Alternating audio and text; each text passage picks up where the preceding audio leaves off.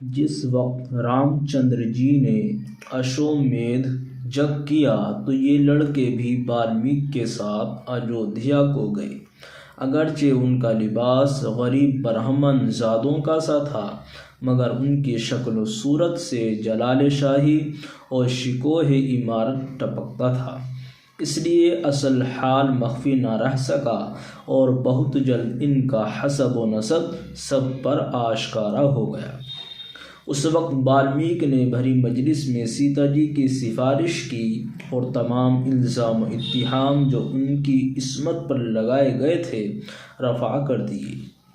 تب تمام راجاؤں اور سرداروں نے جو اس جشن میں جمع ہوئے تھے متفق اللفظ یہی کہا، سیتا ستونتی ہے اور اس کو واپس بلا لینا مناسب ہے، لیکن اور اہل مجلس نے خاموشی اختیار کی اور واپسی کی رائے نہ دی۔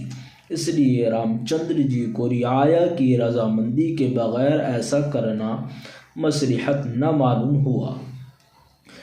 والمیک نے یہ صورت دیکھ کر کہا کہ اب بھی کسی کو شک و شبہ ہو تو مقرر آزمائش ہو سکتی ہے۔ سیتا جی کو جو تکلیفیں سہتے سہتے اور مصیبتیں اٹھاتے اٹھاتے نہایت نحیف و ناتواں ہو گئی تھیں، یہ باتیں اس قدر شاق گزری کہ تاب نہ رہی، غم و غصے کے جوش میں غش کھا کر گر پڑیں اور آخر دم تک ہوش میں نہ آئیں۔ رام چندر جی کو اس سانحے کا ایسا قلق ہوا کہ آخر کار اپنے تئیں دریائے سرجو کے حوالے کیا۔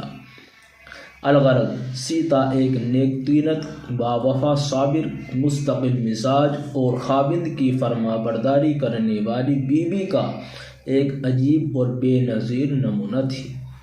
الحمدللہ آج کا ہمارا یہ سبق مکمل ہوا۔